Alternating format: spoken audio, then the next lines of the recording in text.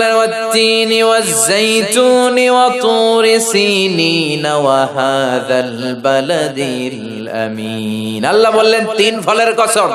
কোন ফল? তিন ফল। ডুমুর। এই ডুমুর ফলের অনেক উপকারিতা। এই তিন ফল আমাদের দেশের তিন আর আরব দেশের তিন ডুমুরের পার্থক্য আছে। আরব দেশে ব্ল্যাক তিন, হোয়াইট তিন দুইটাই হয়। হোয়াইট তিন যেটা খুব মিষ্টি, এটা খেলে তিন ফলের সেদ্ধ রস খেলে ডায়াবেটিস ভালো হয়ে যায়। আমাদের অনেকের ডায়াবেটিস আছে না? বাংলাদেশের জাতীয় রোগ এখন ডায়াবেটিস।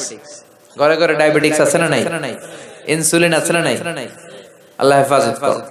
তো যাদের ডায়াবেটিস তারা আপনারা এই তিন ফল খাবেন। অনেক মায়েদের ইররেগুলার পিরিয়ড হয়, অনিয়মিত মাসিক। যারা তিন ফলের সেদ্ধ রস খাবে তাদের মাসিক নিয়মিত হয়ে যাবে। সুবহানাল্লাহ আসতে বলেন। এটা খেলে দেহের মধ্যে স্ট্রেংথ এন্ড স্ট্যামিনা বাড়িয়ে দেয় কে? এই তিন ফল জান্নাতের ফল। তিন গাছ জান্নাতের গাছ।